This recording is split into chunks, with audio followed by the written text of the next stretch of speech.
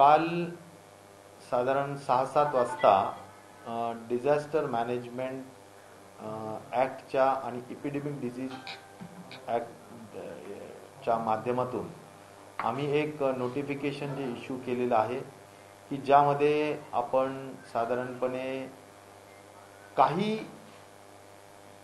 Restrictions वाढवलेले आहेत, ज्यामध्ये साधारणपणे हॉल असतील, मग ते लग्न समारंभ असो, सामाजिक कार्यक्रम असो, राजकीय कार्यक्रम असो, क्रीडा कार्यक्रम असो, कुठलाही कार्यक्रम जरी असला तरी सुद्धा हॉलमध्ये साधारणपणे त्या हॉलच्या 25% कॅपॅसिटी किंवा एकावेळी 100 असावेत, यापेक्षा जास्त नाही, अशा स्वरूपाने एक निर्बंध जारी केलेला आहे. आणि खुल्या जागेवर 250च्या पेक्षा जास्त एकावेळी नाही, अशा पद्धतीनं सुद्धा त्या ठिकाणी गर्दी करू नये. 250 पेक्षा जास्त गर्दी एकावेळी करू नये, अशी त्यामधली अपेक्षा आहे.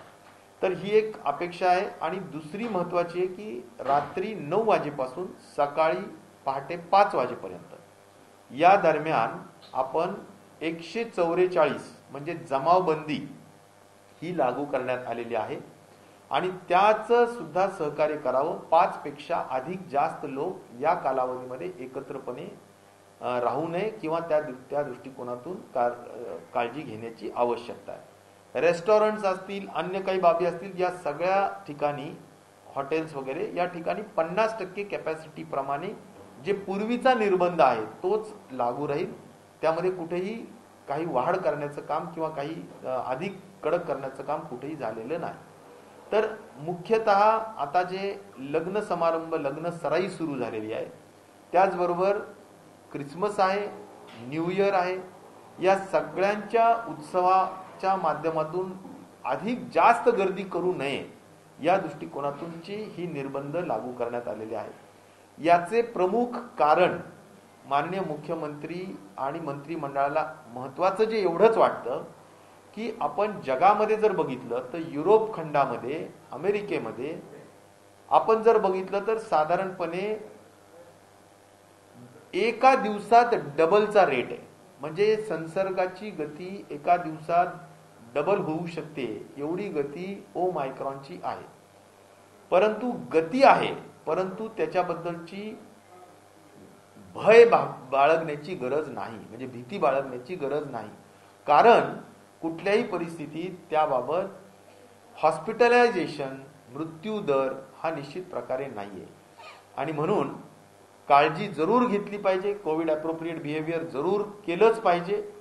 आणि या सगळ्या गोष्टींचं अत्यंत स्ट्रिक्टली आम्ही निरीक्षण पण आणि कारवाई पण करण्याचा निश्चय करण्यात आलेला आहे. त्यामुळे या सगळ्या पार्श्वभूमीवर माझी सगळ्यांना नम्रतेची विनंती आहे की आपण सण आहे, नवीन वर्षाचं स्वागत आहे, निश्चित प्रकारे करावं, परंतु निर्बंध लक्षात घेऊन त्याचं अनुपालन करत करत या सगळ्या गोष्टी कराव्यात, अशी नम्रतापूर्वक विनंती आहे. जर संसर्गाची गती दुप्पट आहे एका दिवसात, तर याचा अर्थ लक्षात घ्या की आपल्याकडे सध्या जी 600-700चा आकडा दररोजचा होता तो आता 1400 वर दररोज चाललेला आहे. आणि त्यामध्ये ओमायक्रॉन सुद्धा आता 88 ते जवळजवळ 90च्या दरम्यान, ओमायक्रॉनचे 100च्या दरम्यान आता जवळजवळ केसेस गेलेले आहेत. काल परवा 88 होते, आज 100 झालेत. आता याची गती जर अशी वाढत गेली तर हे नक्कीच आहे की तिसरी लाट जर आली तर ती आता ओमायक्रॉनचीच राहील, अशी परिस्थिती निर्माण होण्यासारखी होऊ शकते.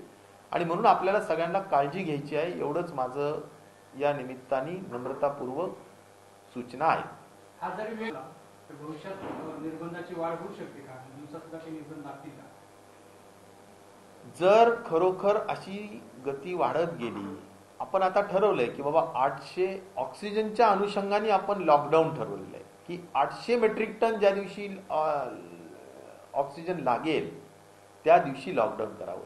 पण कदाचित इतकी जर का संसर्गाची गती असेल तर ऑक्सिजनची 800 मेट्रिक टनाची जी आवश्यकता आहे ती कदाचित 500 वर आणावं लागेल, अशी परिस्थिती सुद्धा कदाचित लागेल असं मला वाटतं. कारण आपल्याला या सगळ्या अनुषंगाने काळजी घेण्यासाठीच या सगळ्या गोष्टी मी सांगतोय. परंतु ही ऑक्सिजनशी संबंधित विषय आहे. मला असं म्हणायचं की ओमायक्रॉनच्या बाबतीत ऑक्सिजन लागण्याची शक्यता फार कमी आहे. परंतु तरी सुद्धा कोमॉर्बिड लोकांसाठी, वयोवृद्ध लोकांसाठी या बाबतीतली काळजी घेणं अधिक गरजेचं असतं. म्हणून सगळ्यांनी सतर्कता बाळगावी असं माझं या निमित्ताने सांगणं आहे. आम्हाला अजिबात अधिक जास्त निर्बंध लावण्याची हेतू नाही, इच्छा नाही, गरज नाही वाटत. फक्त काळजीपोटीच काही गोष्टी प्रतिबंधात्मक उपाययोजना म्हणून आपण या करतो आहोत आणि त्याचं कुणीही गैरअर्थ निश्चित प्रकारे घेऊ नये आणि त्याला एका आरोग्याच्या स्पिरिटनी घ्यावं एवढीच माझी नम्रतापूर्वक आपल्या सर्वांना सूचना आहे. सर, नुकत्याच शाळा सुरू झालेल्या आहेत आणि या शाळेच्या पार्श्वभूमीवर अशा पद्धतीचे निर्बंध लागू करण्यात आलेले आहेत. शाळाला याच्यामधून कुठेतरी धोका उद्भवू शकतो का किंवा मग परत निर्बंध लागण्याची शक्यता आहे? शाळा नाही, स्तूर्त शाळेच्या संदर्भात आम्ही कुठेही काहीही हात लावलेला नाही.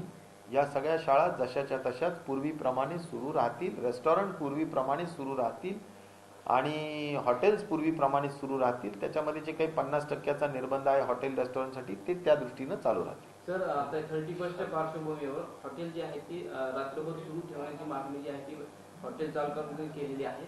यावर सरकार कशा पद्धतीने विचार करते? मला असं म्हणायचं की निर्बंध लक्षात घेऊन हॉटेल चालू ठेवायला अडचण नसते. परंतु निर्बंध एका वेळी जास्त गर्दी होऊ नये हा त्यातला फक्त मुख्य भाग आहे.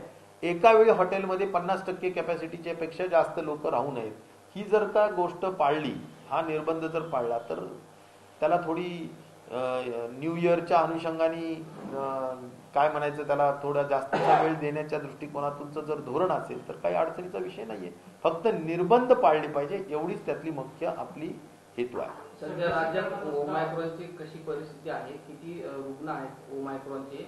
आणि ओमायक्रॉन विषयी केंद्रानं सुद्धा चिंता व्यक्त केली आहे आणि केंद्राचं पथक सुद्धा महाराष्ट्रात येणार आहे अशी माहिती मिळते. मी सांगितलं ना, आता 100 जवळजवळ त्या ठिकाणी ओमायक्रॉनची झालेली आहे आणि त्या दृष्टीनं आपल्याला आता सतर्क राहावं लागेल. जर का आपल्याला संसर्ग दुप्पट होतोय तर आज कमी वाटतो आकडा म्हणून ठीक आहे, पण ज्यावेळी हा आकडा काही हजारांवर जाईल तर तो हजारांचा दुप्पट जर झाला तर त्याची गती खूप झपाट्याने वाढते.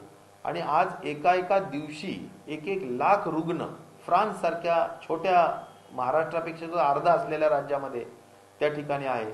त्यामुळं गती खूप जास्त आहे आणि म्हणून आपल्याला जरा त्या दृष्टीनं काळजी घेण्याची गरज आहे असं मला सांगायचं.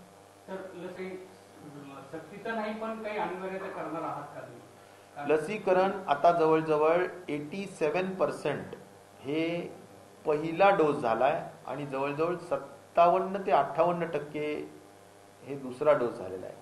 आणि त्यामुळं जवळजवळ या गतीनं आपण चाललेलो आहे. रोज 5 ते 6 लाख आपण डोसेस देतो आहोत. साधारणपणे 1 कोटीच्या दरम्यान आता लस पहिल्या डोसची राहिलेली आहे. या गतीनं गेलं तर मला असं म्हणायचं की साधारण 12-15 दिवसाच्या आत पहिला डोस किमान संपायला पाहिजे. परंतु त्यासाठी लोकांनी सहभाग दिला पाहिजे. हा जो 6-7 लाखाचा 8 लाखाचा जो दररोजचा लसीकरणाचा गती आहे ती तशीच मेंटेन करायला लोकांचा सहभाग, लोकांचं प्रतिसाद हा सकारात्मक असणं खूप गरजेचं आहे. आणि त्या दृष्टीनं आमची सातत्याने सूचना असते. वेगवेगळ्या पद्धतीनं ज्या काही लाईन लिस्ट केलेल्या आहेत, म्हणजे गावामध्ये जे लोक राहिलेत त्यांची लिस्ट घेऊन आशा वर्कर फिरते, CHO जो असतो कम्युनिटी हेल्थ ऑफिसर तो फिरतो आणि तो त्या ठिकाणी त्यांना कन्व्हिन्स करून त्यांना जवळच्या प्राथमिक आरोग्य केंद्र किंवा ग्रामीण रुग्णालयामध्ये घेऊन जाण्याचं प्रयोजन त्या ठिकाणी करतात. त्याच पद्धतीनं शहरामध्ये सुद्धा जी काही वॉर्ड असतात त्या वॉर्डमध्ये सुद्धा लाईन लिस्ट काढलेली आहे. म्हणजे किती लोक राहिलेले आहेत, कोणते लोक राहिलेले आहेत त्यांची यादी काढलेली आहे आणि त्या यादीप्रमाणे आपण त्यांना काउन्सिलिंग करून त्यांना समजावून सांगून त्या ठिकाणी आपण लसीकरण करून घेतो आहोत. तर ह्या सगळ्या गोष्टी ज्या काय आहेत ह्या आव्हानात्मक नक्कीच आहेत. कारण आता खूप म्हणजे ज्यांचे काही माइंड ब्लॉक्स आहेत ज्यांच्यामध्ये की काहीतरी बाबा हे करायचं का नाही, काही त्याचे दुष्परिणाम आहेत का, असले काहीतरी चुकीचा विचार करणाऱ्यांचा काही गोष्टी लोकांच्या राहिलेल्या असतील. कारण आता लसीची उपलब्धता एवढी मोठी आहे, लस देणारे लोक एवढ्या मोठ्या संख्येने उपलब्ध आहेत, सगळ्या पद्धतीची तयारी आहे, पण तरी सुद्धा आज जी गती महाराष्ट्राची 12-14 लाख प्रतिदिन होती ती आता 6-7 लाखावर आहे. त्यामुळे आपल्याला ही गती वाढवायची आहे आणि त्यासाठी लोकांचा प्रतिसाद पाहिजे. वेगवेगळ्या माध्यमातून आपण त्यांना कन्व्हिन्स करण्याचा प्रयत्न करतोय. माझं माध्यमांना सुद्धा अतिशय नम्रतापूर्वक सूचना आहे की खरोखर लसीकरणाच्या या राष्ट्रीय आणि महत्वाच्या मानवतेच्या हिताच्या जपणुकीच्या दृष्टिकोनातूनच्या कार्यक्रमाला आपला सुद्धा तेवढाच मोठा पाठिंबा, सहभाग आणि यासाठी प्रोत्साहन देण्याची गरज आहे. राज्यात सध्या ओमायक्रॉन वाढत चालतोय, मात्र या पार्श्वभूमीवर लहान मुलांचं जे आहे लसीकरण अद्याप बाकी आहे.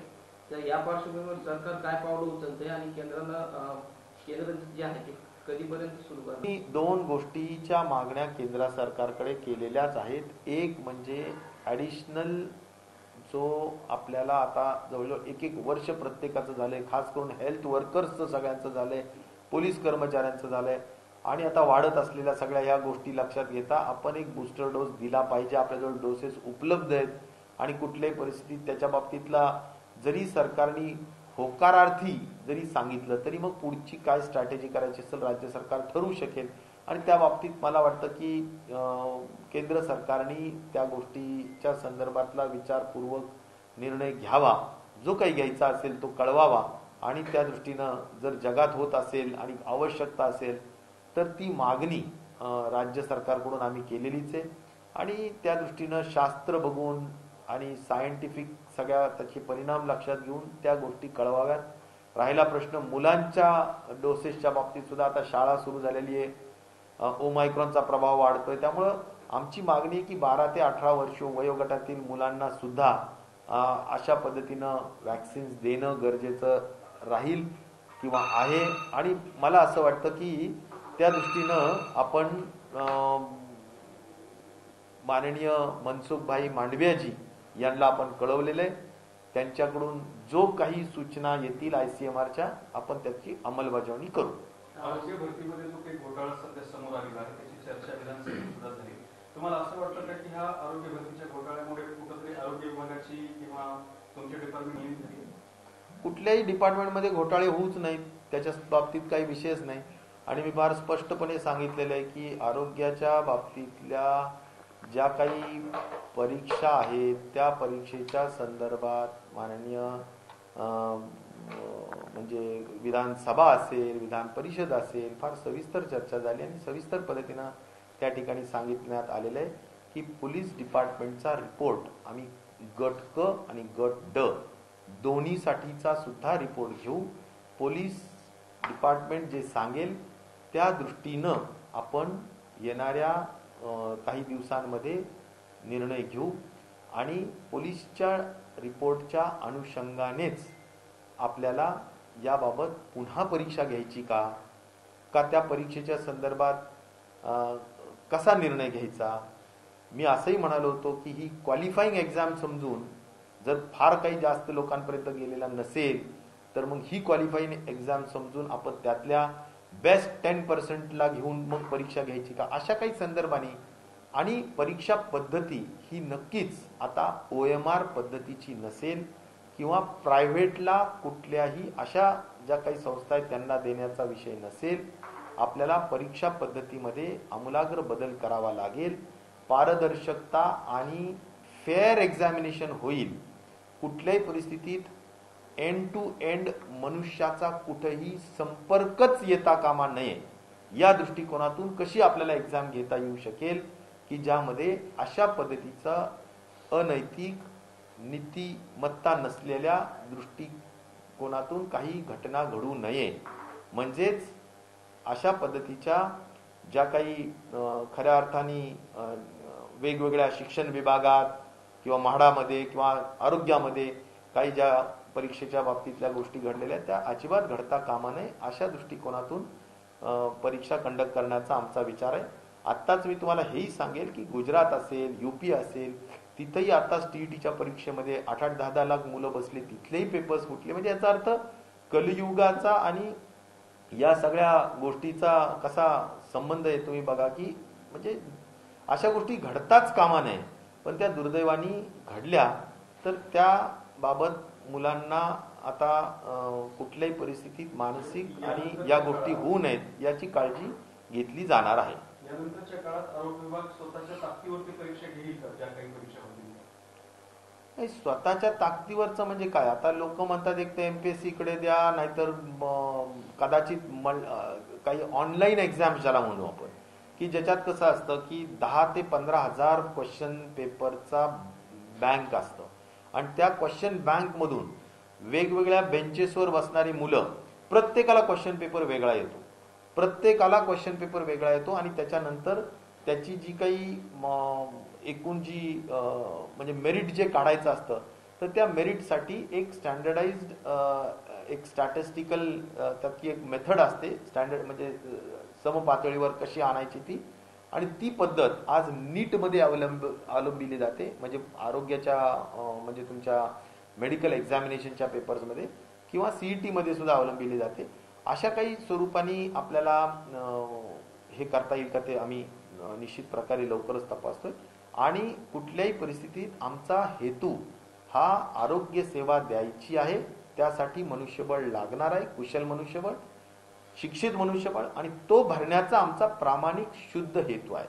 आणि त्यामुळं हेतूबद्दल काही शंका असण्याचं कारण नाही. फक्त प्रश्न एवढाच आहे की यामध्ये फेअर परीक्षा घ्यायचा आमचा हेतू असताना काही ज्या गोष्टी घडतात त्या निश्चित प्रकारे निषेधार्ह आहेत आणि त्या दुरुस्त करण्याचं काम करून लवकर आरोग्य सेवा पुन्हा सुरळीत करण्याच्या दृष्टिकोनातून आमचा प्रयत्न राहील. यापुढे मग सीबीआय चौकशी करा अशी अनेकांनी मागणी केलेली आहे. त्याबाबत मी सांगितलेलं आहे की पोलीस डिपार्टमेंट उत्तम पद्धतीनं काम करतंय. त्यांना द्यावे तेवढे मार्क म्हणजे 100 पैकी 100 मार्क दिले पाहिजेत, इतकं चांगल्या पद्धतीनं ते लोक काम करतायत. त्यांच्यामध्ये कुठेही काही प्रॉब्लेम्स नाहीच आहेत, त्यामुळे काही अडचणीचा तसा विषय नाही. यापुढे मग खाजगी परीक्षेचे जे कंत्राट आहे ते खाजगी म्हणजे कंत्राटदारांना दिलं जाणार नाही. परीक्षा पद्धतीविषयी मंत्रिमंडळात माननीय मुख्यमंत्री, उपमुख्यमंत्री, मंत्रिमंडळ ठरवेल.